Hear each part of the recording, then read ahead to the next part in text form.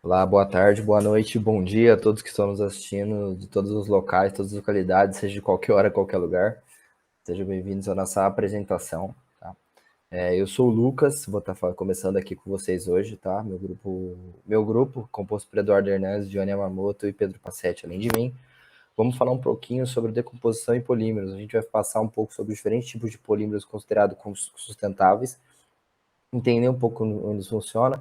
E no final a gente vai abrir uma discussãozinha entre a gente e vocês. A gente consegue entender se existe um melhor, como que isso funciona, como que é essa decomposição. Tá bom? Vamos lá? Primeiramente, começando aqui por uma agenda, tá? Primeiramente, a gente vai passar primeiro por uma breve introdução sobre o tema e alguns pontos importantes que a gente tem que se atentar. Segundo, a gente vai passar pelos polímeros biodegradáveis. Tá? Em terceiro, pelos polímeros compostáveis. Em quatro, pelos biopolímeros. E cinco, a gente vai fazer a discussão que eu tinha comentado anteriormente, para a gente entender sobre os temas apresentados, com a participação aí de vocês aí nos comentários, que a gente está ansioso para responder. Tá bom? Seguindo aqui, para começar já, primeiro uma introdução, tá? O que é, primeiramente, para vocês que estão assistindo, às vezes são jovens, mais idosos, não sabemos o que, mas primeiro, algumas definições para todo mundo estar na mesma página. O que é um polímero? Polímeros são macromoléculas, formadas a partir de unidades estruturais menores, também conhecida como monômeros, por isso polímeros, vários monômeros, polimonômeros, polímero, isso faz tudo, isso forma a palavra e explica mais ou menos o que ele é. A gente vai aprofundar mais neles daqui a pouquinho. Sustentabilidade.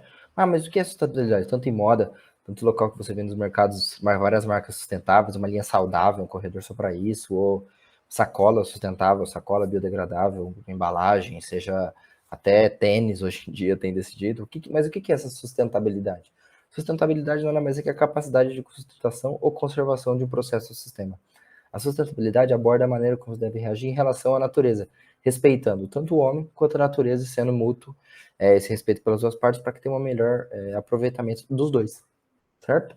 Tipos de polímeros. A gente pode colocar diversas características para polímeros, tá? Diversas características mais aprofundadas, mais acadêmicas, mais fundas. Mas aqui, por que vai ser interessante para a gente? A diferença entre polímeros sintéticos e polímeros naturais, que a gente vai explicar daqui a pouco, tá bom?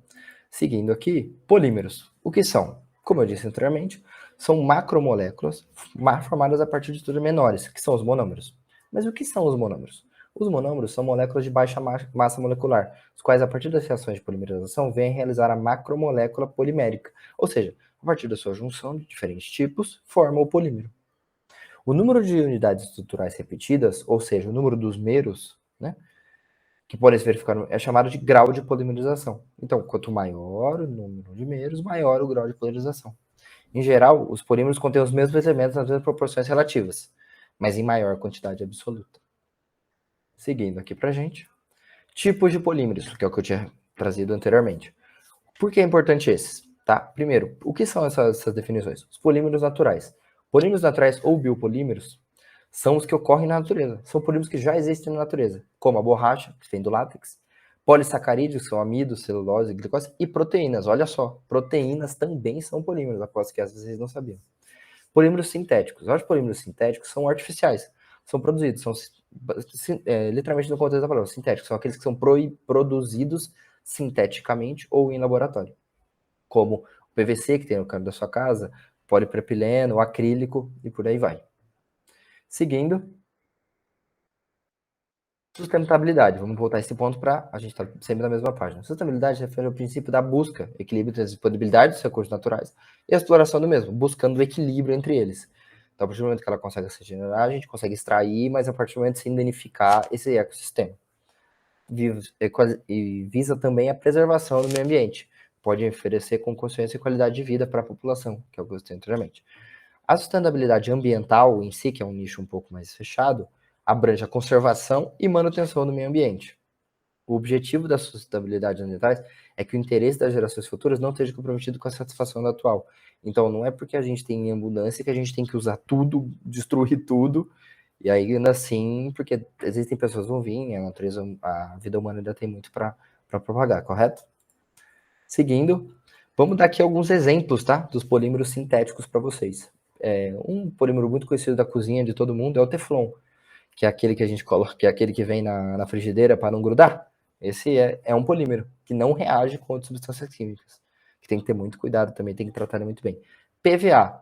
PVA é um polímero de adição que é muito encontrado em tinta. Então, às vezes, você vê uma tinta que é baseada em PVA, você vai saber que ela é um polímero. O PVC, que é o famoso cano, que é um material termoplástico, produzido sinteticamente com átomos de cloro ligados ao monômero, que formam um polímero muito utilizado em cano. Um abraço aí pro pessoal da Manco, o pessoal da Tigre que está assistindo a gente. Seguindo, os polímeros naturais. Lembra que eu disse? A proteína é um polímero natural. Aposto que vocês não sabiam dessa, eu também. Depois de muita pesquisa, muito estudo, acabei descobrindo, achei interessante trazer essa curiosidade para vocês. E sim, a proteína é um polímero, tá? Um outro polímero muito conhecido, pessoal, é a celulose. Celulose que vem da parede celular, principalmente é o principal constituinte da parede celular dos vegetais, muito utilizado na produção de papel. Tá? O pessoal aí de Mogi Guaçu, o pessoal de Três Lagoas, que tem fábrica de papel, celulose é um polímero. Amido, o amido é um polímero natural, é um polissacarídeo carboidrato, muito encontrado no milho e vendido em basicamente qualquer supermercado. Aposto que você não sabia que é um polímero. Agora, o meu grupo vai continuar falando com vocês na parte do biodegradáveis. Muito obrigado, pessoal.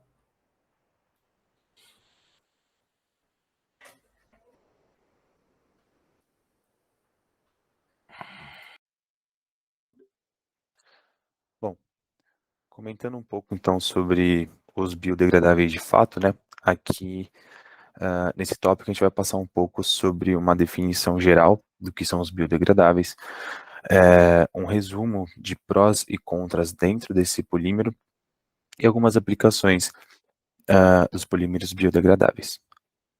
Bom, então para começar a gente tem um quadro geral aqui do que são esses polímeros, né? Geralmente eles são aqueles que a degradação ela resulta de uma ação de micro-organismos, geralmente de ocorrência natural, na verdade 100% de ocorrência natural. A gente vai especificar mais um pouco as categorias e as classificações desse tipo de polímero, de onde ele consegue vir, mas de modo geral aqui no nosso quadro, a gente consegue ver que eles são provenientes de fontes naturais, renováveis, de fonte animal, através da quitina e da proteína. Eles também podem ser obtidos através de fontes fósseis, né? Ou então a partir da mistura entre petróleo e biomassa. Hoje o destaque de biodegradáveis, né, a gente vê muito mais hoje no dia a dia, que os principais são aqueles obtidos a partir de fontes renováveis, ainda mais por conta de um tema em relação à sustentabilidade, né? Ele todo engloba esse tema de sustentabilidade no século XXI, mas o quesito de fontes renováveis ele acaba sendo o protagonista dentre essas categorias, né? O motivo disso é por conta do menor impacto que ele traz, balanceando, né? O controle equilibrando o balanço do controle de dióxido de carbono depois que rola a compostagem, depois que acontece a compostagem, e a chance de formação de um ciclo de vida fechado, igual esse que a gente vê aqui da imagem do lado, né? Então, para a gente conseguir visualizar mais ou menos como funciona essa ideia, a gente começa ali lá embaixo no canto inferior direito, né? Tem o uso e o descarte do produto que tem o polímero biodegradável. Depois acontece a biodegradação, vai ter a reação natural, a reação química natural, né? Liberação de H2O e CO2 juntamente com a luz solar, vai acontecer a fotossíntese, gerando de novo esses recursos naturais. Depois, através desses recursos naturais, a gente vai ter a síntese polimérica dele, que vai passar por um processamento mais industrializado e vai acabar chegando nas nossas casas de novo e a gente vai conseguir usar e descartar de forma eficiente. Aqui a gente tem um quadro geral em relação às vantagens, primeiramente falando, né? Então, a primeira delas é a decomposição, que talvez seja o grande destaque desse polímero, porque a decomposição ela acontece em moléculas menores, né, as de menores porte por conta da ação dos micro-organismos dentro da decomposição. Isso acaba diminuindo bastante o impacto ambiental. Outro ponto que ele se engloba também em vantagem e desvantagem, como a gente vai ver também, é o descarte. Então, por ele ser geralmente de origem natural, né, o material ele tem uma boa vida útil já naturalmente dizendo a respeito dele. E também tem um descarte mais simples do que demais outros produtos que a gente tem que fazer, por exemplo, o tipo de reciclagem seletiva, né? A gente conseguir separar bem os materiais, o descarte dele vai ser um pouquinho mais simples. E uma outra vantagem é a questão de oportunidade, ainda mais quando a gente fala no cenário não só nacional como internacional, dentro desse mercado, dentro de tecnologias, a gente não tem muito bem desenvolvido um investimento em tecnologias que estimulem esse tipo do uso e produção desse tipo de polímero. Então, há bastante oportunidade aí de mercado, tanto de investimento quanto retorno, investimento tecnológico, cultural, da utilização desse polímero, tá? A gente tem também aqui algumas desvantagens, né? E aí a gente vai vendo que nada é 100% benéfico, como a gente vê bastante por aí como propagandas. Então, primeiro a gente tem o custo. O custo de produção desse polímero, né, do biodegradável, ele acaba sendo maior, ele acaba sendo mais alto. Se a gente pegar em outros contextos internacionais, como por exemplo a Alemanha, que lá tem Alemanha ou Japão, eles têm bastante estímulo de limpeza, de utilizar esse tipo de material, tem esse outro comportamento cultural deles, mas aqui no Brasil a gente não tem tanto. Então, o custo para a produção desse material aqui, pelo menos em solo nacional, ele acaba sendo mais elevado do que esses mais convencionais que a gente vê por aí, que a gente tem mais no dia a dia. Outra desvantagem é a nossa mistura, né? Dentro de terras brasileiras, dentro da nossa norma brasileira, a gente ainda permite que tenha uma mistura entre plástico com os biodegradáveis. Só que muitos desses materiais biodegradáveis que contêm essa mistura, eles ainda alegam que o material é 100% biodegradável, quando na verdade não é. Isso acaba acarretando numa decomposição completamente diferente do que o que deveria ser proposto, gerando um impacto até que negativo em relação ao descarte e decomposição desse material e não condizendo com a propaganda que eles passam. E o outro ponto é a liberação de CH4 ou de gás metano, né? Então, no Brasil não tem essa eficácia de descarte, a gente não tem essa cultura, esse costume de descartar de forma correta. Muitas vezes a gente encontra esse tipo de material em aterros sanitários e lixões, onde eles não devem ser descartados, e lá eles acabam liberando uma grande quantidade de gás metano, que é um dos principais fatores aí para o aquecimento global e efeito estufa. E dentre a classificação que a gente tem aqui dos polímeros, né, a gente consegue classificar 4 principais. A gente tem os de fontes renováveis, a gente tem os de micro-organismos, os de biotecnologia e os petroquímicos. Como exemplo aí de fontes renováveis, a gente tem os polissacarídeos, né, que eles podem ser encontrados em plantas, geralmente eles são armazenados nas raízes, nos caules ou nas sementes. Dentro dos micro-organismos, a gente tem os PHAs, né, ou os polihidroalcanoatos, que eles são uma família de poliésteres produzidos por bactérias através da biossíntese do carboidrato de cana-de-açúcar e de milho, ou até de alguns outros óleos vegetais que a gente pode encontrar.